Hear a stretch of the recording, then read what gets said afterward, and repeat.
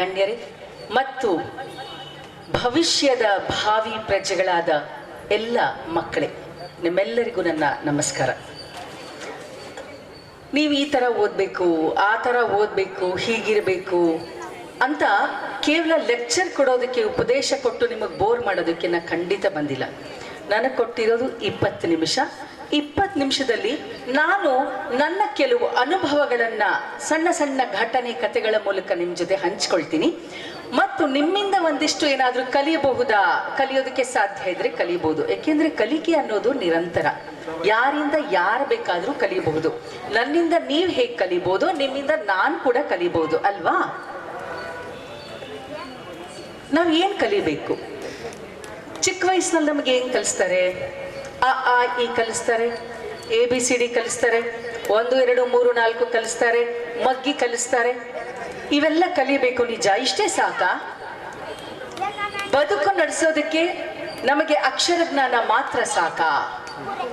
ಹೌದೋ ಇಲ್ವೋ ನೀವು ಹೇಳ್ಬೇಕಪ್ಪ. ಅಷ್ಟೇ ಅಕ್ಷರ ಮಾತ್ರ ಕಲಿತ್ರೆ ಸಾಕಾ ಬದುಕೋದಕ್ಕೆ? ಅದ್ರ ಜೊತೆಗೆ ಮತ್ತಷ್ಟು ಏನೋ ಕಲಿಬೇಕಲ್ವಾ? ಹೇಗೆ ಕಲಿಬೇಕು, ಯಾರಿಂದ ಕಲಿಬೇಕು ಅನ್ನೋದನ್ನ ತಿಳ್ಕೊಳ್ಳೋದೇ ನಾವು ಬದುಕಿನಲ್ಲಿ ಇಡಬೇಕಾದಂಥ ಮಹತ್ವವಾದ ಹೆಜ್ಜೆ. ಮೊದಲು ಬೇಕಾದ್ದೇನು ಗೊತ್ತಾ ಮನುಷ್ಯನಿಗೆ? ಸಂಸ್ಕಾರ, ಒಳ್ಳೆಯ ನಡವಳಿಕೆ. ಇದನ್ನು ನಾವು ಹೇಗೆ ಕಲಿತೀವಿ? ಮಂಕುತಿಮ್ಮನ ಕಗ್ಗದಲ್ಲಿ DVG ಅವರು ಒಂದು ಮಾತು ಹೇಳ್ತಾರೆ, ತೃಣಕ್ಕೆ ಹಸಿರೆಲ್ಲಿಯದು, ದಿನಪನದೆ ಬೇರಿನದೆ ಮಣ್ಣಿನದೆ ಚಂದ್ರನದೆ ನೀರಿನದೆ ನಿನದೆ ತಡಿ ತಣಿಪ ನಿನ್ನ ಕಣ್ಣಿನ ಪುಣ್ಯವೋ ಗುಣಕ್ಕೆ ಕಾರಣ ಒಂದೇ ಮಂಕುತಿಮ್ಮ ಅಂತ. ಅಂದ್ರೆ ನಾವೀಗ ಏನಾದರೂ ಒಂದು ಸಾಧನೆ ಮಾಡಿದ್ರೆ, ಒಂದು ಹೆಸರು ಮಾಡಿದ್ರೆ ಅದಕ್ಕೆ ಯಾವುದೋ ಒಂದು ಕಾರಣ ಅಲ್ಲ, 10 ಹಲವು ಕಾರಣ ಇರುತ್ತೆ. ಈ ಪದ್ಯ ಏನ್ ಹೇಳ್ತು ಗೊತ್ತಾ? ಒಂದು ಹುಲ್ಲು ಹಸಿರಾಗಿರೋದಕ್ಕೆ ಏನ್ ಕಾರಣ? ಸೂರ್ಯ ಇರ್ಬೋದಾ, ಚಂದ್ರ ಇರ್ಬೋದಾ, ನೀರಿರ್ಬೋದಾ, ಮಣ್ಣಿರ್ಬೋದಾ, ಅಥವಾ ನಾನು ನೋಡುವಂತಹ ಕಣ್ಣಿನ ದೃಷ್ಟಿ ಇರ್ಬೋದಾ? 1 2 ಕಾರಣ ಇಲ್ಲ, 100 ಕಾರಣ ಇದೆ. ಹಾಗೆ ನಾವು ಒಬ್ಬ ಸಂಸ್ಕಾರವಂತರಾಗಬೇಕಾದ್ರೆ 10 ಹಲವು ಕಾರಣಗಳಿವೆ. ಹಾಗೆ ನಾವು ನಡ್ಕೊಳ್ಬೇಕು, ಕಲಿತ್ಕೊಳ್ಬೇಕು, ಬೆಳಿಬೇಕು. ಏಕೆಂದ್ರೆ ಮೌಲ್ಯ ಅನ್ನುವಂಥದ್ದು ಕೇವಲ ರಕ್ತಗತ ಅಲ್ಲ, ಅದು ರೂಢಿಗತ ಕೂಡ. ನಾವು ಏನ್ ಮಾಡ್ತೀವೋ ಅದನ್ನ ನಾವು ಕಲಿತೀವೋ ಅಥವಾ ಏನ್ ಕೇಳ್ತೀವೋ ಅದನ್ನ ಕಲಿತೀವೋ? ನೀವು ಹೇಳ್ಬೇಕೀಗ. ನಾವು ಯಾರಾದ್ರೂ ಒಂದು ಹೇಳಿದ್ದನ್ನ ಕೇಳ್ತೀವೋ, ಮಾಡಿದ್ದನ್ನ ನೋಡ್ತೀವೋ ಅಲ್ವಾ? ಈಗ ಸಣ್ಣ ಒಂದು ಪ್ರಾಕ್ಟೀಸ್ ಮಾಡೋಣಂತೆ. ಈಗ ನಾನು ಏನೋ ಹೇಳ್ತೀನಿ, ನೀವು ಮಾಡ್ತೀರಾ? ಬಲ್ಗೈ ಎತ್ತಿ, ಎಡಗೈ ಎತ್ತಿ, ಎಡಗೈ ಎತ್ತಿ, ಬಲ್ಗೈ ಎತ್ತಿ, ಬಾಯಿ ಮುಚ್ಕೊಳ್ಳು, ಕಣ್ಣು ಮುಚ್ಕೊಳ್ಳಿ, ಕಿವಿ ಮುಚ್ಕೊಳ್ಳು. ಕಿವಿ ಮುಚ್ಕೊಳ್ಳಿ ಅಂತ ನಾನು ಬಾಯಿ ಮುಚ್ಕೊಂಡ್ರೆ ಕೆಲವ್ರು ಬಾಯಿ ಮುಚ್ಕೊಳ್ತಾರೆ. ಬರೀ ನಾವು ಹೇಳಿದ್ ಮಾತ್ರ ಕೇಳಲ್ಲ, ಮಾಡಿದ್ದನ್ನು ಕೂಡ ನೀವು ನೋಡಿ ನೋಡಿ ನೋಡಿ ಮಾಡ್ತೀರಾ. ಇದ್ರ ಅರ್ಥ ಏನು? ನಾನು ಬರೀ ಉಪದೇಶ ಮಾಡಿದ್ರೆ ನಿಮಗೆ ತಲೆಗೆ ಹೋಗೋದಿಲ್ಲ. ನಮ್ಮ ಪೇರೆಂಟ್ಸು, ನಮ್ಮ ಗೆಳೆಯರು, ನಮ್ಮ ಶಿಕ್ಷಕರು ಏನ್ ಮಾಡ್ತಾರೋ ಅದನ್ನ ನೋಡಿ ನಾವು ಹೆಚ್ಚು ಕಲಿತೀವಿ ಅಲ್ವಾ? ಹಾಗಾಗಿ ನಿಮ್ಮ ಮುಂದೆ ನಿಂತು ಮಾತಾಡ್ಬೇಕಾದ್ರೆ ಕೇವಲ ಅದು ಮಾತಾಗಿರಬಾರ್ದು, ನಾನು ಹೇಗೆ ನಡ್ಕೊಳ್ತೀನಿ ಸಮಾಜದಲ್ಲಿ ಅನ್ನೋದು ಕೂಡ ನಿಮ್ಮ ಮೇಲೆ ಪರಿಣಾಮ ಬೀರುತ್ತೆ. ನಿಮ್ಮ ಗುರುಗಳು ಪಾಠ ಮಾಡುವಾಗ ಹೀಗಿರ್ಬೇಕು ಹಾಗಿರ್ಬೇಕು ಅಂತ ಹೇಳಿದ್ರೆ ಸಾಲದು, ಅವ್ರು ಹೇಗೆ ನಡ್ಕೊಳ್ತಾರೆ ಅದು ಕೂಡ ನಿಮ್ಮ ಮೇಲೆ ಪರಿಣಾಮ ಬೀರುತ್ತೆ. ನಿಮ್ಮ ಮನೆಯಲ್ಲಿ ನಿಮ್ಮ ತಂದೆ ತಾಯಿಯರು ಹೇಗೆ ನಡ್ಕೊಳ್ತಾರೆ, ಅವ್ರು ಮಾಡೋದನ್ನ ನೀವು ಅನುಕರಿಸ್ತೀರಾ. ಚಿಕ್ಕ ವಯಸ್ಸಲ್ಲಿ ನಮ್ಗೇನು ಗೊತ್ತಿರಲ್ಲ ಹುಟ್ಟಿದಾಗ ಅಲ್ವಾ? ಅವ್ರು ಏನ್ ಮಾಡ್ತಿದ್ದಾರೆ, ಅವ್ರು ಹೇಗ್ ನಡೀತಿದ್ದಾರೆ, ಹೇಗ್ ತಿಂತಿದ್ದಾರೆ ಅದನ್ನ ನೋಡಿ ನಾವು ಕಲಿತೀವಿ. ಈ ರೀತಿ ಕೇಳುವುದರ ಜೊತೆಗೆ ಮಾಡುವುದು ಕೂಡ ಬಹಳ ಮುಖ್ಯ. ಮನುಷ್ಯ ಅನ್ನಿಸ್ಕೋಬೇಕಾದ್ರೆ ಏನಾಗ್ಬೇಕು? ಒಳ್ಳೆಯ ನಡವಳಿಕೆ ಕಲಿಬೇಕು. ಮನುಷ್ಯನಿಗೆ ಸಿಟ್ಟು ಕೋಪ ಬಹಳ ಜಾಸ್ತಿ ಅಲ್ವಾ? ಪಕ್ಕದವನ್ ಏನಾದ್ರೂ ಒಂಚೂರು ಚಿಗಟಿದ್ರೆ ಸಾಕು, ಸಿಟ್ಟು ನೆತ್ತಿಗೆ ಏರ್ಬಿಡುತ್ತೆ, ನೀವು ಚಿಗಡ್ತೀರಾ, ಏಯ್ ಯಾಕೋ ಮಾಡ್ದೆ ಅಂತೀರಾ ಅಲ್ವಾ? ಹಾವು ಕಚ್ಚಬಾರ್ದು, ಆದ್ರೆ ಬುಸ್ಕೊಟ್ಬೇಕು. ನಮ್ಮನ್ನ ಬೇರೆಯವರಾರು ಎಕ್ಸ್ಪ್ಲಾಯ್ಟ್ ಮಾಡಬಾರ್ದು ನಿಜ. ಹಾಗಂತ ನಾವು ಬೇರೆಯವರ ಮೇಲೆ ಸಿಟ್ಟು ಮಾಡಿಕೊಂಡು ನಾಲಿಗೆಗೆ ಕೋಪವನ್ನ ಕೊಟ್ರೆ ಆಡುವಂಥ ಮಾತು ಇಡೀ ಜೀವನ ಪೂರ್ತಿ ನೆನಪಿನಲ್ಲಿ ಉಳಿಯುತ್ತೆ. ನಾಲಿಗೆ ಮೇಲೆ ಹಿಡಿತ ಸಾಧಿಸೋದಷ್ಟು ಸುಲಭ ಅಲ್ಲ ಅಲ್ವಾ ಮಕ್ಕಳ? ನೀವು ಸಿಟ್ಟಿನಲ್ಲಿ ಒಂದ್ಸತಿ ನಿಮ್ಮ ಸ್ನೇಹಿತನನ್ನ ಬೈದು ದೂರ ಮಾಡ್ಕೊಂಡ್ರೆ ಮತ್ತೆ ಹತ್ರ ಮಾಡ್ಕೊಳ್ಳಿಕ್ ಸಾಧ್ಯ ಇಲ್ಲ. ಒಂದು ಸಂಬಂಧವನ್ನ ದೂರ ಮಾಡ್ಕೊಂಡ್ರೆ ಮತ್ತೆ ಹತ್ರ ಮಾಡ್ಕೊಳ್ಳೋದಕ್ಕೆ ಸಾಧ್ಯ ಇಲ್ಲ. ಹಾಗಾಗಿ ಮಕ್ಕಳು ಮೊದಲು ಕಲಿಯಬೇಕಾದ್ದು ಸಿಟ್ಟಿನ ಮೇಲಿನ ಹಿಡಿತ, ನಾಲಿಗೆಯಲ್ಲಿ ಬಳಸುವ ಶಬ್ದದ ಮೇಲಿನ ಹಿಡಿತ. ಇದಕ್ಕೆ ಒಂದು ಸಣ್ಣ ಉದಾಹರಣೆ ಕೊಡ್ತೀನಿ. ಗುರುರಾಜ್ ಕರ್ಜಗಿ ಅಂತ ನೀವೆಲ್ಲ ಕೇಳಿದ್ದೀರಾ, ಶಿಕ್ಷಣ ತಜ್ಞರು, ತುಂಬಾ ಫೇಮಸ್ ಅವರು.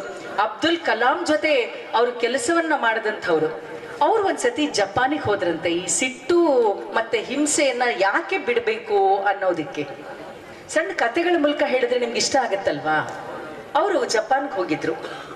ಅಲ್ಲಿ ಪಾರ್ಕ್ನಲ್ಲಿ ಏನಾಯ್ತು, ಒಂದು ಪುಟ್ಟ ಪಾರಿವಾಳವನ್ನ ಯಾವುದೋ ಹುಡುಗ ಮಾಡಿಟ್ಕೊಂಡಿದ್ದ. ಅದನ್ನ ನೋಡಿದ ತಕ್ಷಣ ಇವ್ರಿಗೆ ಅನಿಸ್ತು ನಿಜವಾದ ಪಾರಿವಾಳ ಅನ್ನಿಸ್ತು.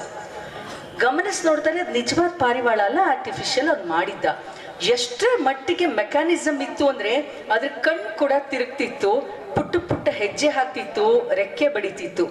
ನೋಡಿದ ಕೂಡಲೇ ಅದು ನಿಜವಾದ ಪಾರಿವಾಳ ಅನ್ನುವ ಹಾಗೆಯೇ ಇತ್ತು. ಇವ್ರಿಗೆ ಆಶ್ಚರ್ಯ ಆಯ್ತು. ಅವನೇನ್ ಮಾಡ್ದ, ಒಂದು ಕೀಲಿ ತಿರ್ಗಿಸ್ದ, ರೆಕ್ಕೆ ಓಪನ್ ಆಯ್ತು, ಹಾರ್ಕೊಂಡು ಹೋಯ್ತು, 3 ಸುತ್ತು ಸುತ್ಕೊಂಡು ಬಂತು, ನೆಲದ ಮೇಲೆ ಇಳೀತು. ತುಂಬಾ ಖುಷಿ ಆಯ್ತು ಇವ್ರಿಗೆ. ಕೊಂಡ್ಕೊಂಡ್ರು ದುಡ್ಡು ಕೊಟ್ಟು. ಇವರಿಗೆ ಜಪಾನಿ ಭಾಷೆ ಬರಲ್ಲ, ಅವ್ರಿಗೆ ಇಂಗ್ಲಿಷ್ ಭಾಷೆ ಬರಲ್ಲ, ಹೇಗೋ ಹರ್ಕು ಮುರ್ಕು ಕೈ ಭಾಷೆ ಏನೇನೋ ಸನ್ನೆ ಮಾಡಿ ಅದನ್ನ ದುಡ್ಡು ಕೊಟ್ಟು ಕೊಂಡ್ಕೊಂಡ್ರು. ನಾವು ಕಲಿಯೋದು ಮುಂಚೆ ಸಾಮಾನ್ಯ ಪ್ರಯೋಗ ಮಾಡ್ತೀವಿ ಅಲ್ವಾ, ನಮ್ಮ ಸ್ವಭಾವ.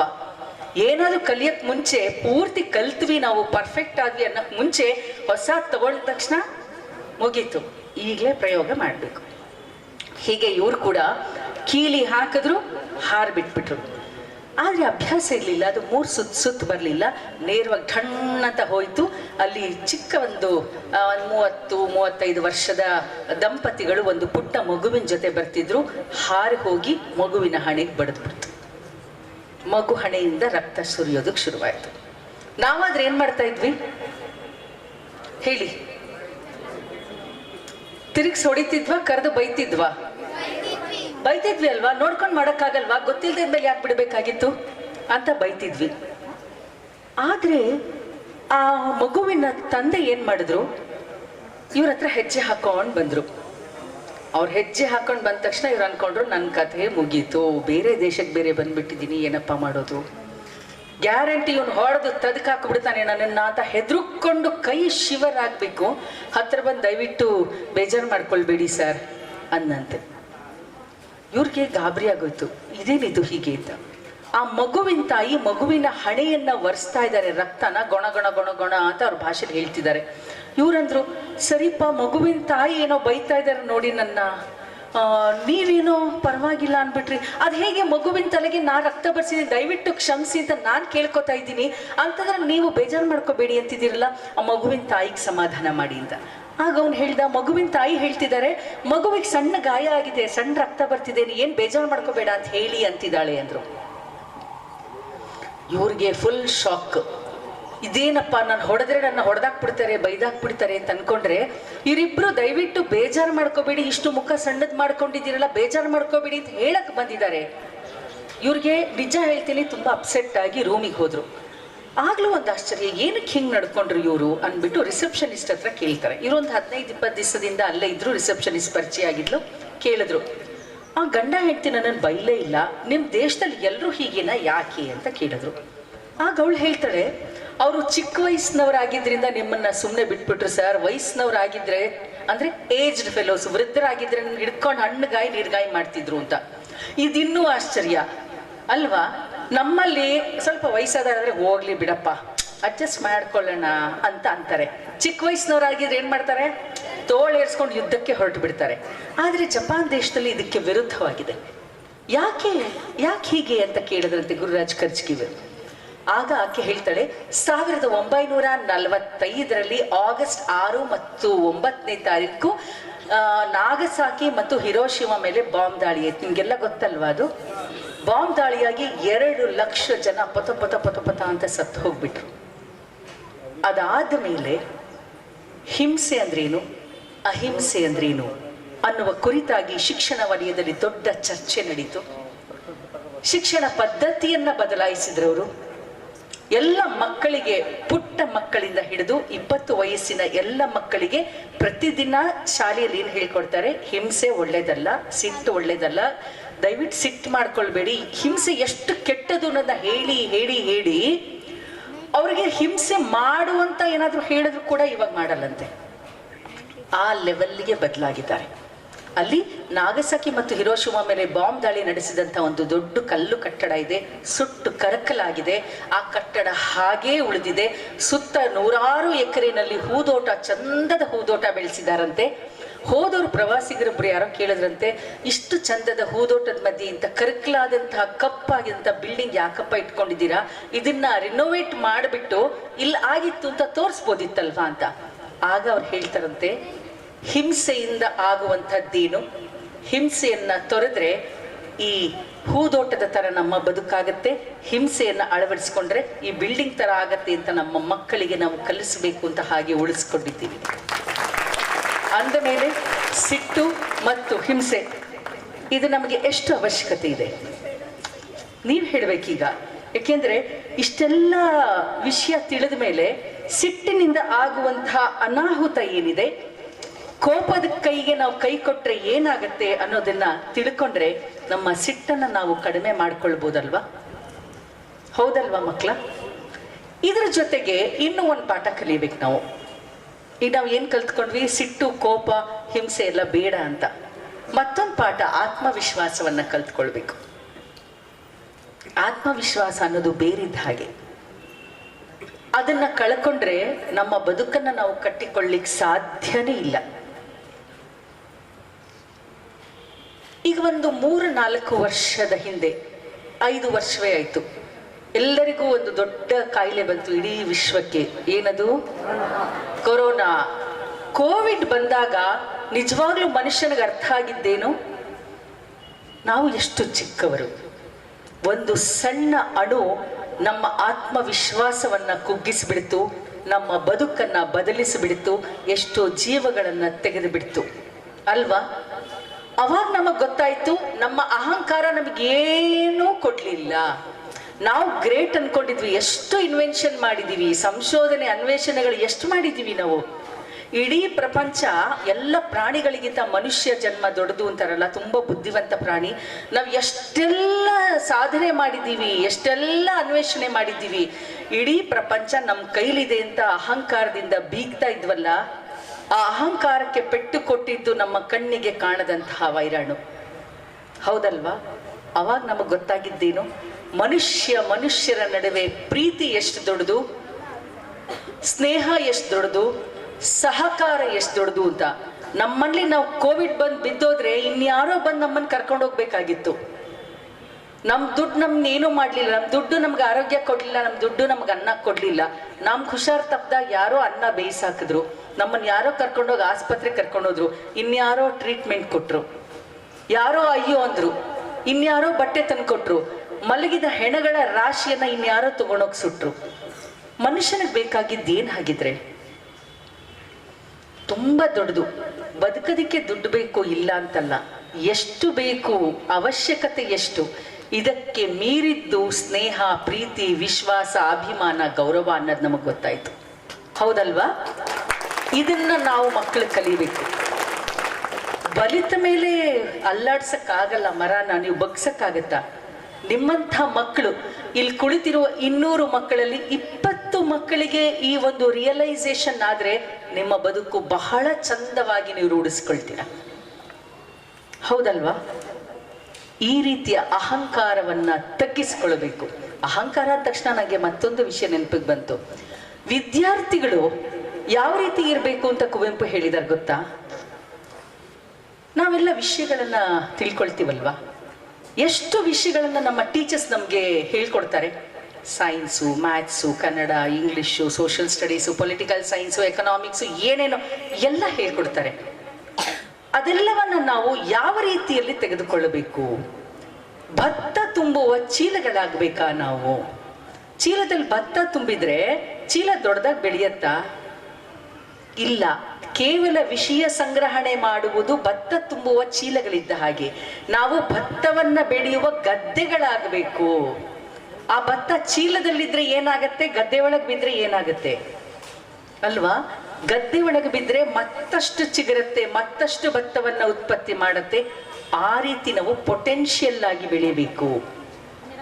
ಇವರು ಹೇಳಿಕೊಡುವಂತಹ ವಿಷಯವನ್ನ ಬದುಕಿಗೆ ನಾವು ಹೇಗೆ ಅನ್ವಯಿಸ್ಕೊಳ್ತೀವಿ ಅನ್ನುವುದು ಬಹಳ ಮುಖ್ಯವಾದದ್ದು ಅಲ್ವಾ. ನಿಮ್ಗೆ ಯಾತಕ್ಕೆ ನಾನು ಬರೀ ಸೈನ್ಸು ಮ್ಯಾಥ್ಸು ಪಾಠ ಅಂತ ಹೇಳಲಿಲ್ಲ ಅಂದ್ರೆ ಬದುಕಿಗೆ ಇದು ಕೂಡ ಅವಶ್ಯಕತೆ ಇದೆ. ಇಳೆಯಿಂದ ಮೊಳಕೆ ಒಗೆವೊಂದು ತಮಟೆಗಳಿಲ್ಲ, ಫಲಮಾಗುವೊಂದು ತುತ್ತೂರಿ ದನಿ ಇಲ್ಲ, ಬೆಳಕೀವ ಸೂರ್ಯ ಚಂದ್ರರದೊಂದು ಸದ್ದಿಲ್ಲ, ಹೊಲಿನಿನ್ನ ತುಟಿಗಳನ್ನು ಮಂಕುತಿಮ್ಮ.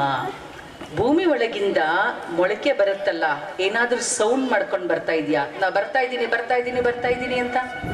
ಸೂರ್ಯ ಚಂದ್ರ ದಿನಾ ಬೆಳಕನ್ನ ಕೊಡ್ತಾರೆ. ಅವ್ರು ಯಾವತ್ತಾದ್ರೂ ತಮಟೆ ಹೊಡೆದು ನಾ ಬರ್ತಾ ಇದ್ದೀನಿ, ನಾನು ಇಷ್ಟು ಕೆಲಸ ಮಾಡಿದ್ದೀನಿ, ನಿಮ್ಗೆ ಇಷ್ಟು ಉಪಯೋಗ ಮಾಡಿದ್ದೀನಿ, ನಿಮ್ಗೆ ಇಷ್ಟು ಸಹಾಯ ಮಾಡಿದ್ದೀನಿ ಅಂತ ಹೇಳ್ತಾರ? ಇಂತಹ ದೊಡ್ಡ ದೊಡ್ಡ ಕೆಲಸಗಳನ್ನ ಮಾಡೋರು ಬಾಯಿ ಮುಚ್ಕೊಂಡಾಗ ನಾವ್ ಯಾಕೆ ಅಹಂಕಾರದಿಂದ ಹೊಗಳಿಕೊಂಡು ನಮ್ಮನ್ನ ನಾವು ಗ್ರೇಟ್ ಅಂತ ತಿಳ್ಕೊಂಡಿದ್ದೀವಿ? ವಿನಯವೇ ಮನುಷ್ಯನಿಗೆ ಆಭರಣ. ದೊಡ್ಡ ಆಭರಣ ಅಂದ್ರೆ ವಿನಯ. ಗುರು ಹಿರಿಯರನ್ನ ಕಂಡಾಗ ಗೌರವ ತೋರಿಸೋದಿದೆಯಲ್ಲ, ಅದು ನಾವು ಕಲಿಯಬೇಕಾದ ಮೊದಲ ಸಂಸ್ಕಾರ. ಗುರುಗಳನ್ನ ನಾವೆಲ್ಲ ಇವ್ರು ನೋಡಿ, ಇವ್ರು ಗುರುಗಳು ಬಂದ್ರೆ ತಕ್ಷಣ ಎದ್ದು ನಿಂತ್ಕೊಳ್ತಾರೆ.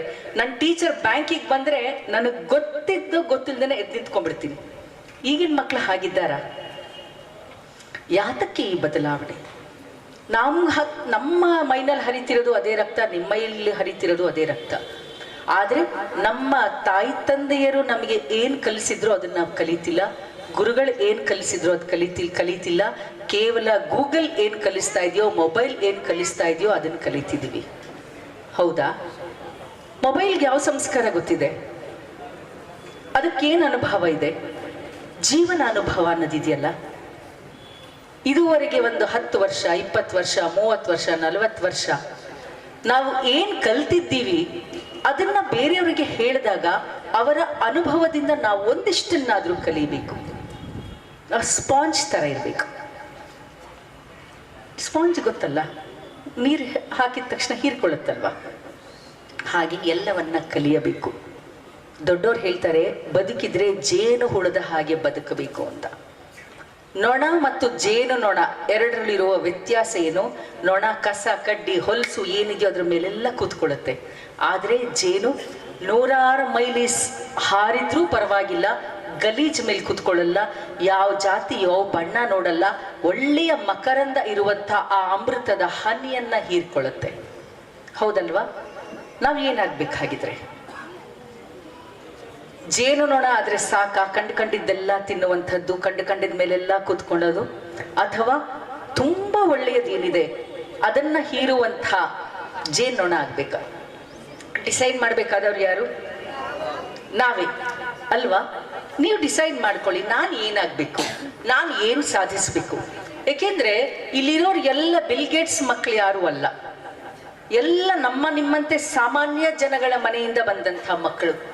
ನಮ್ಗೆ ಯಾವ ಗಾಡ್ ಫಾದರ್ ಇಲ್ಲ, ನಮ್ಗೆ ಯಾವ್ದು ಹೈಫೈ ಲೆವೆಲ್ ಇಲ್ಲ, ನಮ್ಗೆ ಯಾರು ಲಕ್ಷ ಕೊಟ್ಟು ಡೊನೇಷನ್ ಕೊಟ್ಟು ಯಾವುದೋ ಕಾಲೇಜಿಗೆ ಸೇರ್ಸೋರಿಲ್ಲ ಅಂತ ಆತ್ಮವಿಶ್ವಾಸ ಕುಗ್ಗಿಸಿಕೊಳ್ಳುವ ಅವಶ್ಯಕತೆ ಇಲ್ಲ. ಲಿಂಕನ್ ಏನ್ ಮಾಡ್ತಿದ್ರು? ಕುರಿ ಕಾಯ್ತಿದ್ರು. ಮುಂದೆ ಏನಾದ್ರು ಅಮೆರಿಕದ ಪ್ರೆಸಿಡೆಂಟ್ ಆದ್ರು. ಹೌದಲ್ವಾ? ಅವ್ರಿಗೆ ಯಾವ ಗಾಡ್ ಫಾದರ್ ಇದ್ರು? ಅಬ್ದುಲ್ ಕಲಾಂ ಬೆಸ್ತ್ರ ಮನೆ ಹುಡುಗ, ದೋಣಿ ನಡೆಸೋವ್ರ ಮನೆ ಹುಡುಗ ಏನಾದ್ರು? ನಮ್ಮ ರಾಷ್ಟ್ರಪತಿ ಆದ್ರು, ದೊಡ್ಡ ರಾಕೆಟ್ ಸೈಂಟಿಸ್ಟ್ ಆದ್ರು. ಇವರಿಗೆಲ್ಲ ಸಾಧ್ಯವಾದದ್ದು ನಮಗೆ ಯಾಕೆ ಸಾಧ್ಯ ಆಗಲ್ಲ? ನಮಗೆ ಯಾಕೆ ಸಾಧ್ಯ ಆಗ್ತಿಲ್ಲ ಅಂದ್ರೆ ನಮಗೆ ಗುರಿ ಇಲ್ಲ. ಹೌದಾ? ನಿಮ್ಗೆ ಏನಾದ್ರೂ ಒಂದು ಗುರಿ ಇದೆಯಾ? ಜೀವನದಲ್ಲಿ ನಾನು ಇದೇ ಆಗ್ಬೇಕು, ನೀವು ಇಂಥದ್ದೇ ಆಗ್ಬೇಕು, ಸೈಂಟಿಸ್ಟ್ ಆಗ್ಬೇಕು, ಇಂಜಿನಿಯರ್ ಆಗ್ಬೇಕು, ಡಾಕ್ಟರ್ ಆಗ್ಬೇಕಂತಿಲ್ಲ. ಯಾವುದೋ ಒಂದು ಗುರಿ ಇಟ್ಕೊಳ್ಳಿ. ಯಾವುದೋ ಒಂದು ಕಲ್ಲು ಶಿಲೆಯನ್ನ ನೋಡಿ ನಾನು ಇದಕ್ಕೊಂದು ಮೂರ್ತಿ ಕೊಡಬಲ್ಲೆ, ನಾನು ಅದಾಗಬೇಕು, ಅಥವಾ ಅತ್ಯುತ್ತಮ ಕೃಷಿಕನಾಗಬೇಕು. ನಾವೆಲ್ಲ ಹಳ್ಳಿಯಿಂದ ಬಂದ ಮಕ್ಕಳು ಕೃಷಿ ಮಕ್ಕಳಲ್ವಾ? ಕೃಷಿಕರ ಮಕ್ಕಳು, ರೈತರ ಮಕ್ಕಳಲ್ವಾ? ನಾವು ಒಳ್ಳೆ ಕೃಷಿಕ ಯಾಕಾಗಬಾರ್ದು? ಆದ್ರೆ ದಿ ಬೆಸ್ಟ್ ಕೃಷಿಕ ಆಗ್ಬೇಕು, ಆದ್ರೆ ದಿ ಬೆಸ್ಟ್ ಆರ್ಕಿಟೆಕ್ಟ್ ಆಗ್ಬೇಕು, ದಿ ಬೆಸ್ಟ್ ಟೀಚರ್ ಆಗ್ಬೇಕು. ಯಾವ್ದಾಗ್ತೀವೋ, ಒಂದು ಓಣಿ ಕಸ ಗುಡಿಸಿದ್ರು ಇಡೀ ವಿಶ್ವದಲ್ಲಿ ನಿನ್ನ ಓಣಿ ದಿ ಬೆಸ್ಟ್, ದಿ ಕ್ಲೀನೆಸ್ಟ್ ಆಗ್ಬೇಕು ಅಂತ ಗಾಂಧಿ ಹೇಳ್ತಾರೆ. ಯಾವ ಕೆಲ್ಸನೂ ಕೀಳಲ್ಲ ಅಲ್ವಾ? ಚಪ್ಪಲಿ ಹೊಲಿಯೋದ್ ಕೀಳಲ್ಲ, ಕೃಷಿ ಮಾಡೋದ್ ಕೀಳಲ್ಲ, ಒಂದು ಮಡಕೆ ಮಾಡೋದು ಕೀಳಲ್ಲ, ಆದ್ರೆ ನೀವು ಮಾಡುವ ಯಾವುದೇ ಕೆಲಸ ದಿ ಬೆಸ್ಟ್ ಆಗ್ಬೇಕು. ದಿ ಬೆಸ್ಟ್ ಆಗ್ಬೇಕಾದ್ರೆ ಏನ್ ಮಾಡ್ಬೇಕು? ಫೋಕಸ್ ಮಾಡಬೇಕು, ಸ್ಕಿಲ್ನೆಸ್ ಬೆಳೆಸ್ಕೊಳ್ಬೇಕು. ನೀವು ಏನ್ ಮಾಡಬೇಕು ಅಂತಿದ್ದೀರಾ ಅದ್ರಲ್ಲಿ ಪಾರಿಣಿತ್ಯ ಪಡೆಯುವಂತಹ ಆಸಕ್ತಿಯನ್ನ ನೀವು ಬೆಳೆಸ್ಕೊಳ್ಬೇಕು. ಹೌದಾ? ಕೇವಲ PUC ಮಾಡ್ಬಿಟ್ಟು ಮನೆಗೆ ಹೋದ್ರೆ ಸಾಕಾ? ನಿಮ್ ಗುರಿ ಅಷ್ಟೇನಾ? ನೀವ್ ಏನಾಗ್ಬೇಕು ಅಂತ ಡಿಸೈಡ್ ಮಾಡ್ಕೊಂಡಿದ್ದೀರಾ? ಏನಾದ್ರೂ ಡಿಸೈಡ್ ಮಾಡ್ಕೊಂಡಿದ್ದೀರಾ ಈಗಾಗ್ಲೇ? ಅಥವಾ ನೋಡೋಣ ಮುಂದಿನ ವರ್ಷ ನೋಡೋಣ, ನಾ ದೊಡ್ಡವನಾದ್ಮೇಲೆ ನೋಡೋಣ ಅಂತ ಉಡಾಫೆಯಿಂದ ತಳ್ಕೊಂಡು ಹೋಗ್ತಾ ಇದ್ದೀರೋ, ಅಥವಾ ಫೋಕಸ್ ಮಾಡ್ಕೊಂಡು ನಾನು ಇಂಥದ್ದೇ ಆಗಬೇಕು, ಅದಕ್ಕೆ ನಾನು ಬೇಸಿಕ್ ಎಜುಕೇಶನ್ ತಗೊಳ್ತಾ ಇದ್ದೀನಿ, ಇದು ಬೇಸಿಕ್ ಬೇಕೇ ಬೇಕು, ಒಂದು PUCನೋ ಡಿಗ್ರಿನೋ ಬೇಕು, ತದನಂತರ ನಾನು ಏನಾಗಬೇಕು ಅಂತ ಅನ್ಕೊಂಡಿದ್ದೀನೋ ಅದು ಆಗೋದಕ್ಕೆ ಇವತ್ತಿನಿಂದನೇ ನೀವು ಕೆಲಸವನ್ನ ಶುರು ಮಾಡಬೇಕು. ಅದನ್ನ ಸಂಕಲ್ಪ ಅಂತಾರೆ. ಯಾವುದೋ ಒಂದು ದೇವಸ್ಥಾನಕ್ಕೆ ಹೋದಾಗ ಯಾವುದೋ ಒಂದು ಹೋಮ ಇರುತ್ತೆ, ಅದಕ್ಕೆ ಸಂಕಲ್ಪ ಮಾಡಿಸ್ತಾರೆ, ಗೊತ್ತಾ ನಿಮ್ಗೆಲ್ಲ? ಸಂಕಲ್ಪ ಅಂದ್ರೇನು? ನಿಮ್ಮ ಗೋತ್ರವನ್ನೋ, ನಿಮ್ಮ ಹೆಸರನ್ನೋ, ನಿಮ್ಮ ನಕ್ಷತ್ರವನ್ನೋ ಹೇಳಿ ನಿಮ್ಗೆ ಏನ್ ಬೇಕೋ ಪ್ರಾರ್ಥನೆ ಮಾಡ್ಕೊಳ್ಳಿ ಅಂತ ಹೇಳ್ತಾರಲ್ವಾ? ಅದು ಏನು ಒಳ್ಳೇದಾಗಬೇಕು ಅಂತ ನೀವು ಪ್ರೇ ಮಾಡ್ತೀರಾ, ಸಂಕಲ್ಪ ಮಾಡ್ತೀರೋ ಅದು ಸಿದ್ಧಿಸತ್ತೆ. ಅದು ಪಾಸಿಟಿವ್ ಎನರ್ಜಿಯಾಗಿ ಕನ್ವರ್ಟ್ ಆಗುತ್ತೆ. ಅದೇ ರೀತಿ ನೀವು ಬದುಕಿನಲ್ಲಿ ಏನಾಗಬೇಕು ಅಂತ ದೃಢವಾದ ಸಂಕಲ್ಪ ಮಾಡಬೇಕು, ಅದಕ್ಕೆ ಪ್ರಯತ್ನ ಮಾಡಬೇಕು, ಆಗ ಖಂಡಿತ ಸಾಧಿಸ್ತೀರಾ. ಕೇರಳದ ಒಂದು ಸಣ್ಣ ಕಥೆಯನ್ನ ನಿಮ್ಗೆ ಹೇಳ್ತೀನಿ, ಹೇಳ್ಬೋದಾ? ಬೋರ್ ಆಗ್ತಿಲ್ವಾ? ಒಂದು ಹುಡುಗ ಒಂದು 3-4 ದಿವಸ ದಿನಾ ಲೇಟಾಗಿ ಬರ್ತಿದ್ದ ಸ್ಕೂಲ್ಗೆ. ಟೀಚರ್ ನೋಡಿದ್ರು, 1 ದಿನ 2 ದಿನ 3 ದಿನ 4 ದಿನ ಲೇಟಾಗಿ ಬಂದ, ಕೋಪ ಬಂತು, ಹೊರಗಡೆ ನಿಲ್ಸಿದ್ರು. ಕ್ಲಾಸಿಂದ ಹೊರಗೆ ನಿಂತ್ಕೊ ನೀನು ಅಂತ. ಮ್ಯಾಥ್ಸ್ ಕ್ಲಾಸ್ ಅದು ಮಾಡ್ತಾರಲ್ವ, ಅದನ್ನ ನಮ್ಮ ಟೀಚರ್ಸ್ನು ಹೊರಗೆ ನಿಂತ್ಕೊ ಅಂತ ಪನಿಷ್ಮೆಂಟ್ ಕೊಡೋದು. ಹಾಗೆ ನಿಲ್ಸಿದ್ರು ಹೊರಗಡೆಗೆ.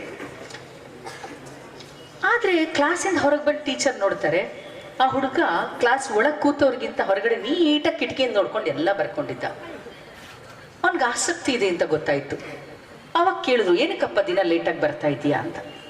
ಆ ಹುಡುಗ ಕಣ್ಣಲ್ಲಿ ನೀರು ತುಂಬಿಕೊಂಡು ಹೇಳ್ತಾನೆ, ನಮ್ಮ ತಾಯಿಗೆ ತುಂಬ ಕಾಯಿಲೆ ಆಗಿದೆ, ನಾವು ಅಸ್ಪೃಶ್ಯರು, ಯಾರೂ ನಮಗೆ ನೀರು ಕೊಡ್ತಾ ಇಲ್ಲ, ನಮ್ಮನ್ನು ಹತ್ರಕ್ಕೆ ಸೇರಿಸಲ್ಲ, ಅದಕ್ಕೆ 3 ಕಿಲೋಮೀಟರ್ ದೂರದಿಂದ ಬಿಂದಿಗೆ ಎತ್ಕೊಂಡು ನಾನು ಮನೆಗೆ ಬಂದು ಅಮ್ಮನಿಗೆ ಕುಡಿಯೋಕೆ ನೀರು ಕೊಟ್ಟು ಅವರಿಗೆ ಅಡುಗೆ ತಿಂಡಿ ಮಾಡಿಟ್ಬಿಟ್ಟು 6 ಕಿಲೋಮೀಟರ್ ದೂರ, ನನ್ಗೆ ತುಂಬ ಬಡತನ ಇದೆ, ನನಗೆ ಏನು ಎತ್ತಿನ ಗಾಡಿ ಎಲ್ಲ ಇರ್ತಿತ್ತಲ್ಲ ಆಗ, ಅದ್ರಲ್ಲಿ ಬರೋಕ್ಕೂ ಚೈತನ್ಯ ಇಲ್ಲ, 6 ಕಿಲೋಮೀಟ್ರು ನಾನು ಓಡ್ಕೊಂಡು ಬಂದಿದ್ದೀನಿ, ಬರುವಷ್ಟರಲ್ಲಿ ಲೇಟ್ ಆಗೋಯ್ತು ಅಂತ ಹೇಳ್ತಾನೆ. ಗುರುಗಳಿಗೆ ಎಷ್ಟು ದುಃಖ ಆಗತ್ತೆ, ಇಷ್ಟು ಕಷ್ಟಪಟ್ಟು ಓದಬೇಕು ಅಂತ ಬರ್ತಿರೋ ಮಗುಗೆ ನಾನು ಹೊರಗೆ ನಿಲ್ಲಿಸ್ಬಿಟ್ನಲ್ಲ ಅಂತ. ಇವತ್ತಿಂದ ನಾನು ನಿನಗೆ ಪಾಠ ಹೇಳ್ಕೊಡ್ತೀನಿ, ಕ್ಲಾಸ್ನಲ್ಲಿ ಒಳಗೆ ಕೂತ್ಕೋ, ಕ್ಲಾಸ್ ಮುಗಿದ ಮೇಲೂ ನಮ್ಮ ಮನೆಗೆ ಬಾ, ನಿನಗೆ ಯಾವಾಗ ಬೇಕು ಬಾ, ನಾ ಪಾಠ ಹೇಳ್ಕೊಡ್ತೀನಿ ಅಂತ ಹೇಳಿದ್ರು. ಪಾಠ ಹೇಳ್ಕೊಟ್ರು. ಆ ಹುಡುಗ ಏನಾದ ಯಾರಿಗಾದ್ರೂ ಗೊತ್ತಿದ್ಯಾ? IFS ಮಾಡ್ದ, ಅಮೆರಿಕದಲ್ಲಿ ಭಾರತದ ಪ್ರತಿನಿಧಿ ಆದ, ಭಾರತದ ಉಪರಾಷ್ಟ್ರಪತಿ ಆದ್ರು, ಭಾರತದ ರಾಷ್ಟ್ರಪತಿ ಆದ್ರು. ಯಾರಿಗಾದ್ರೂ ಹೆಸರು ಗೊತ್ತಾ? KR ನಾರಾಯಣ್. ಒಂದು ಪುಟ್ಟ ಹುಡುಗ, ಯಾವುದೇ ಬ್ಯಾಕ್ಗ್ರೌಂಡ್ ಇಲ್ಲದ ಹುಡುಗ ಇಷ್ಟು ಸಾಧನೆ ಮಾಡಬಹುದು ಅಂದ್ರೆ ನಿಮ್ಗೆ ಇಷ್ಟು ಒಳ್ಳೆಯ ಗುರುಗಳಿದ್ದಾರೆ, ಇಷ್ಟು ಒಳ್ಳೆಯ ವಾತಾವರಣ ಇದೆ. ನಿಮ್ಮ ತಂದೆ ತಾಯಿರು ನೀವು ಓದಿಸಿದಷ್ಟು ಕಷ್ಟಪಟ್ಟಾದ್ರೂ ಓದಿಸುವಂತಹ ಆಸಕ್ತಿ, ಹುಮ್ಮಸ್ಸು, ಶಕ್ತಿಯನ್ನ ಅವರು ಆಸಕ್ತಿಯನ್ನ ಹೊಂದಿದ್ದಾರೆ. ನೀವು ಯಾಕೆ ಆ ಥರ ಆಗಲ್ಲ? ನಿಮ್ ಕೈಲಿ ಯಾಕೆ ಆಗ್ತಿಲ್ಲ? ನೀವು ಉತ್ತರ ಕೊಡ್ಬೇಕು, ನನಗೆ ಗೊತ್ತಿಲ್ಲ. ಈ ಬದುಕು ನಮ್ ಸ್ವಂತದ್ದೋ ಬಾಡಿಗೆದೋ? ನಿಮ್ ಸ್ವಂತದ್ದೇನಾ? ಬಾಡಿಗೆ ಮನೆ ಆದ್ರೆ ಚೆನ್ನಾಗಿ ಮೊಳೆ ಹೊಡಿತೀವಿ, ನಮ್ಮನೆ ಆದ್ರೆ ಮೊಳೆ ಹೊಡಿಯುವಾಗ ಯೋಚನೆ ಮಾಡ್ತೀವಿ, ಕ್ಲೀನಾಗಿ ಇಟ್ಕೋತೀವಿ. ಬೇರೆಯವ್ರ ಮನೆ 2 ವೀಲರ್ ಆದ್ರೆ ವರೋ ಅಂತ ಓಡಿಸ್ಕೊಂಡು ಹೋಗ್ತೀವಿ, ನಮ್ಮ 2 ವೀಲರ್ ಆದ್ರೆ ಹಾಳಾಗಬಾರ್ದು ನೋಡ್ತೀವಿ. ಹೌದಾ? ಹಾಗಿದ್ರೆ ಈ ಬದುಕು ಯಾರ್ದು? ಬಾಡಿಗೆದ ಸ್ವಂತದ್ದ, ನಮ್ಮ ಸ್ವಂತದ್ದು? ನಾವು ಚೆನ್ನಾಗಿ ಮಾಡ್ಕೋಬೇಡ್ವಾ? ನಮ್ಮ ಬದುಕನ್ನ ನಾವು ಚಂದ ಮಾಡ್ಕೋಬೇಕು. ಅವ್ರ ಮನೆದ್ ನೋಡ್ಬಿಟ್ಟು ಅಷ್ಟು ಚೆನ್ನಾಗಿರೋ ಬಟ್ಟೆಯನ್ನ ತಗೊಂಡಿದ್ದಾರೆ, ನಾನು ತಗೋಬೇಕು, ಅಷ್ಟು ಚೆನ್ನಾಗಿರೋ ಗಾಡಿ ತಗೊಂಡಿದ್ದಾರೆ, ನಾನು ತಗೋಬೇಕು. ಇಷ್ಟೆಲ್ಲ ಹೇಳುವಾಗ ಚಂದದ ಬದುಕನ್ನ ಬಾಳಿದ ಸಹಸ್ರಾರು ಉದಾಹರಣೆಗಳಿವೆ. ನಿಮ್ಗೆ ಉದಾಹರಣೆಗಳು ಗೊತ್ತಿದೆ ಅಲ್ವಾ? ನಿಮ್ಮ ಪ್ರಿನ್ಸಿಪಾಲ್ ಚೇಂಬರ್ಗೆ ಹೋಗಿ ಎಷ್ಟು ಫೋಟೋಗಳಿದೆ. ಅಂತ ದೊಡ್ಡ ದೊಡ್ಡ ಉದಾಹರಣೆಗಳಿರುವಾಗ ನಾವ್ ಯಾಕೆ ನಮ್ಮ ಬದುಕನ್ನು ಅವ್ರ ಬದುಕಿನ ತರ ಚಂದ ಮಾಡ್ಕೊಳ್ಬಾರ್ದು? ಮಾಡ್ಕೋಬೋದಾ? ನಿಮ್ಗೆ ಯಾರಿಗಾದ್ರೂ ನಾನು ಏನು ಹೇಳ್ತಿದ್ದೀನಿ ಅಂತ ರಿಯಲೈಸ್ ಆಗ್ತಾ ಇದೆಯಾ? ಆಗದೇ ಇದ್ರೆ ನಾನು ಹೇಳಿದಿಷ್ಟು ವೇಸ್ಟ್. ರಿಯಲೈಸ್ ಆಗಬೇಕು. ನನ್ನ ಬದುಕನ್ನು ನಾನು ಚಂದ ಮಾಡ್ಕೊಳ್ಬೇಕು. ಚಂದ ಅನ್ನುವುದು ಕೇವಲ ಹಣ, ಐಶ್ವರ್ಯ, ಅಂತಸ್ತು ಮಾತ್ರವಲ್ಲ. ಒಂದು ಮನುಷ್ಯತ್ವವನ್ನು ರೂಢಿಸ್ಕೊಳ್ಬೇಕು, ಸಹಕಾರ ತತ್ವವನ್ನು ರೂಢಿಸ್ಕೊಳ್ಬೇಕು. ಹೌದಲ್ವಾ? ಪಕ್ಕದಲ್ಲಿ ಯಾರೋ ಬಿದ್ದೋದ ಅಂದರೆ ಅವನು ಕೈ ಹಿಡ್ಕೊಂಡು ಎತ್ತಬೇಕು. ಅದು ಮಾಡದೇ ಇದ್ರೆ ನಾವು ಮನುಷ್ಯರಲ್ವೇ ಅಲ್ಲ, ಮನುಷ್ಯರಾಗಿದ್ದು ವೇಸ್ಟ್ ಅಲ್ವಾ? ಈ ರೀತಿಯ ಬದುಕನ್ನು ನಾವು ಕಟ್ಟಿಕೊಳ್ಳದಿದ್ದರೆ ನಿಜಕ್ಕೂ ನಾವು ವೇಸ್ಟ್. ನನ್ನ ಸಮಯ ಇಷ್ಟ ಆಗಿದೆ, ಟೈಮ್ ಮುಗ್ದೋಗಿದೆ. ಇನ್ನೊಂದೆರಡು ಸಣ್ಣ ಪುಟ್ಟ ಉದಾಹರಣೆ ಹೇಳೋಣ ಅಂತಿದ್ದೆ, ಆದರೆ ಅದನ್ನು ಸ್ಕಿಪ್ ಮಾಡ್ತಿದ್ದೀನಿ. ಬೋನ್ಸಾಯಿ ಮರ ಗೊತ್ತಾ ನಿಮಗೆ? ಬೋನ್ಸಾಯಿ ಮರಕ್ಕೂ ಮತ್ತು ದೊಡ್ಡ ಕಾಡಿನಲ್ಲಿ ಬೆಳೆದಂಥ ದೊಡ್ಡ ಮರಕ್ಕೂ ಏನು ವ್ಯತ್ಯಾಸ ಇದೆ? ಅಣ್ಣ ತಮ್ಮ ಅವರಿಬ್ರು ಒಂದೇ ತಾಯಿ ಹೊಟ್ಟೆಲಿ ಹುಟ್ಟಿದವರು. ಒಬ್ಬ ಸಿಟಿಗೆ ಕರ್ಕೊಂಡು ಬಂದು ಬೇರೆ ಕತ್ತರಿಸ್ದ, ಚಿಗುರು ಕತ್ತರಿಸ್ದ, ಎಲ್ಲ ಮಾಡಿ 15 ವರ್ಷ ಆದರೂ ಪುಟ್ಟ ಗಿಡವಾಗಿತ್ತು. ಅದೇ ಕಾಡಿನಲ್ಲಿ ತನ್ನ ಮಳೆ ಬಂತು, ಬಿಸಿಲು ಬಂತು, ಬೆಳ್ಕೊಂಡು ಹೋಯ್ತು. ದೊಡ್ಡ ಮರವಾಗಿ ನೂರಾರು ಪಕ್ಷಿಗಳಿಗೆ ಆಶ್ರಯ ಕೊಡ್ತು ಆ ದೊಡ್ಡ ಮರ. ಇವಾಗ ಗೊತ್ತಾಗ್ಬೇಕು, ಯಾರದೋ ಒಂದು ಆಶ್ರಯದಲ್ಲಿ ಅವ್ರು ಹೇಳದಾಗೆ ಮಾತ್ರ ಕೇಳ್ಕೊಂಡಿದ್ರೆ ನಾವು ಬೋನ್ಸಾಯಿ ಆಗ್ತೀವಿ. ಪ್ರಕೃತಿ ಜೊತೆಗೆ ತೆರೆದುಕೊಂಡು ಸಹಜವಾಗಿ ಬದುಕಿದ್ರೆ ದೊಡ್ಡ ವಿಶಾಲವಾದ ವೃಕ್ಷ ಆಗ್ತೀವಿ. ನಾವು ಏನಾಗಬೇಕು ಅಂತ ನಾವು ಡಿಸೈಡ್ ಮಾಡ್ಕೊಳ್ಬೇಕು. ಬದುಕಲಿಕ್ಕೆ ಬೇಕಾದಂಥ ಕೌಶಲ್ಯವನ್ನು ಕಲಿಬೇಕು. ಫಾರಿನಲ್ಲಿ ಈಗ ಮೊನ್ನೆ ನನ್ನ ಸೊಸೆ ಹೇಳ್ತಾ ಇದ್ಲು, ಆಸ್ಟ್ರೇಲಿಯಾದಲ್ಲಿ ಮಕ್ಕಳಿಗೆ 5 ವರ್ಷವಾಗುವ ತನಕ ಅಕ್ಷರವನ್ನು ಕಲಿಸೋದಿಲ್ವಂತೆ. ಏನು ಕಲಿಸ್ತಾರೆ? 6 ತಿಂಗಳು ಮಗುವನ್ನು ಕರ್ಕೊಂಡೋಗಿ ಜಾಕೆಟ್ ಹಾಕಿ ಸ್ವಿಮ್ಮಿಂಗ್ ಪೂಲಿಗೆ ಬಿಡ್ತಾರೆ, ಕಲೀಲಿ. ನಾವು ನಾಳೆ ನೀರಿಗೆ ಬಿದ್ದರೆ ಈಜೋದನ್ನು ಕಲ್ತಿರ್ಬೇಕು. ಎಷ್ಟು ಜನಕ್ಕೆ ಅಡುಗೆ ಮಾಡಕ್ ಬರುತ್ತೆ? ಕೈ ಎತ್ತಿ. ಪರವಾಗಿಲ್ಲ, ಅಟ್ಲೀಸ್ಟ್ ಒಂದು 10, 12, 20 ಕೈ ಬಂತು. 200ರಲ್ಲಿ 20 ಕೈ, 10% ಬಂತು. ಅದ್ರಲ್ಲಿ ಹೆಣ್ಮಕ್ಳೇ ಜಾಸ್ತಿ ಕೈ ಎತ್ತಿದ್ದಾರೆ. ಗಂಡು ಮಕ್ಳು ಯಾಕೆ ಕೈ ಎತ್ತುತ್ತಾ ಇಲ್ಲ? ಅಡುಗೆ ಮಾಡೋದು ಅವಮಾನನ? ನಮ್ಮ ಬದುಕನ್ನ ಕಟ್ಕೊಳ್ಳಿಕ್ಕೆ ನಮಗ್ ಬೇಕಾದ ಅನ್ನವನ್ನ ಬೇಯಿಸ್ಕೊಳ್ಳೋದು ಅಲ್ಲಿ ಕಲಿಸೋದು. ಹಾಗೆ ಮಕ್ಕಳಿಗೆ ಟೈಲರಿಂಗ್ ಕಲಿಸ್ತಾರೆ, ಸ್ಟಿಚಿಂಗ್ ಕಲಿಸ್ತಾರೆ, ಐರನ್ ಮಾಡ್ಕೊಳ್ಳೋದು ಕಲಿಸ್ತಾರೆ, ಅಡುಗೆ ಮಾಡ್ಕೊಳ್ಳೋದು ಕಲಿಸ್ತಾರೆ, ಎಲೆಕ್ಟ್ರಿಕ್ ನಲ್ಲಿ ರಿಪೇರಿ ಮಾಡೋದು ಕಲಿಸ್ತಾರೆ, ಎಲೆಕ್ಟ್ರಿಕ್ ರಿಪೇರಿ ಮಾಡೋದು ಕಲಿಸ್ತಾರೆ. ನಾವು ಇಂಡಿಪೆಂಡೆಂಟ್ ಆಗಿರ್ಬೇಕಾದ್ರೆ ಎಲ್ಲವನ್ನ ಕಲಿಯಬೇಕು. ಬದುಕಲಿಕ್ಕೆ ಬೇಕಾದಂತಹ ಎಲ್ಲ ಕೌಶಲ್ಯವನ್ನ ಕಲಿತರೆ ಮಾತ್ರ ನಾವು ಸರ್ವಾಂಗೀಣ ಅಭಿವೃದ್ಧಿ ಆಗ್ಲಿಕ್ಕೆ ಸಾಧ್ಯ. ಹೌದಲ್ವಾ? ಅಮ್ಮಂದ್ರೆ ಎಷ್ಟು ಕಷ್ಟಪಡ್ತಾರೆ. ನೀವು ಒಂಚೂರು ಕೈ ಹಾಕಿದ್ರೆ ನೀವು ಕಲಿಬಹುದು, ಅವ್ರಿಗೆ ಸಹಾಯ ಆಗತ್ತೆ ಅಲ್ವಾ? ಎಷ್ಟು ಜನಕ್ಕೆ ಬಟ್ಟೆ ನಿಮ್ಮ ಬಟ್ಟೆಯನ್ನು ನೀವು ಹೊಲ್ಕೊಳಕ್ ಬರುತ್ತೆ ಗೊತ್ತಿಲ್ಲ. ಇದನ್ನಾದ್ರೂ ಮಿನಿಮಮ್ ನಾವು ಕಲ್ತ್ಕೊಳ್ಬೇಕು. ಬದುಕಿಗೆ ಬೇಕಾದ ಶಿಕ್ಷಣವನ್ನ ಕಲಿಬೇಕು. ಅದಕ್ಕೆ ರಾಧಾಕೃಷ್ಣನ್ ಹೇಳ್ತಾರೆ, education is A process of living and not A preparation for future living ಅಂತ. ಅಂದ್ರೆ ಎಜುಕೇಶನ್ ಅನ್ನೋದು ನಾವು ನಿತ್ಯ ಬದುಕಲಿಕ್ಕೆ ಬೇಕಾದಂತಹ ಪ್ರಕ್ರಿಯೆ, ಪ್ರೋಸೆಸ್ ಬಿಟ್ರೆ ಇನ್ಯಾವತ್ತೋ ಮುಂದೆ ಹಣ ದುಡಿಲಿಕ್ಕಾಗಿ ಕಲಿಯುವಂಥದ್ದು ಎಜುಕೇಶನ್ ಅಲ್ಲ. ನಮ್ಮ ಅಜ್ಞಾನವನ್ನ ಹೋಗಲಾಡಿಸಿ ನಾವು ಜ್ಞಾನವಂತರಾಗಿ, ನಾವು ಪರಿಪೂರ್ಣ ಮನುಷ್ಯರಾಗಿ, ಒಳ್ಳೆ ಸಂಸ್ಕಾರವಂತರಾಗಿ ಬದುಕಲಿಕ್ಕೆ ಬೇಕಾದಂಥದ್ದು ಎಜುಕೇಶನ್. ಆಡಂಬರಕ್ಕಿಂತ ಸರಳತೆ ತುಂಬಾ ಮುಖ್ಯ. ಹೆವಿ ಲಗೇಜ್ ತಗೊಂಡ್ರೆ ಬೆಟ್ಟ ಹತ್ತಕ್ಕಾಗಲ್ಲ. ಲಗೇಜ್ ಎಷ್ಟು ಕಡಿಮೆ ಇರುತ್ತೆ ಅಷ್ಟು ಒಳ್ಳೇದು. ಗರ್ವ, ಅಹಂಕಾರ, ಅಂತಸ್ತು, ಮದ ಅಥವಾ ತುಂಬಾ ಆಡಂಬರ, ವೈಭವ ಇವೆಲ್ಲವನ್ನ ಹೆಗಲಿಗೆ ಹೊತ್ಕೊಂಡ್ರೆ ಭಾರ, ನಾವು ಮುಂದೆ ನಡೀಲಿಕ್ಕೆ ಕಷ್ಟ ಆಗುತ್ತೆ. ಎಷ್ಟು ಸರಳತೆಯನ್ನ ಮೈಗೂಡಿಸ್ಕೊಳ್ತೀರೋ ಅಷ್ಟು ಚಂದವಾಗಿ ಬದುಕ್ತೀರಾ. ಸಹನೆ ಇರಲಿ. ಸಹನೆ ಅನ್ನೋದು ಬಲಹೀನತೆ ಅಲ್ಲ, ಅದನ್ನು ರೂಢಿಸ್ಕೊಳ್ಳಿ. ಯಾರಿಂದಲಾದ್ರೂ ಏನಾದ್ರೂ ಪಡೆದುಕೊಂಡ್ರೆ ಅದಕ್ಕೆ ನಿಮ್ಮ ಮನಸ್ಸಿನಲ್ಲಿ ಕೃತಜ್ಞತೆ ಇರಲಿ. ತಪ್ಪು ಮಾಡಿದ್ರೆ ಸಾರಿ ಹೇಳಿ.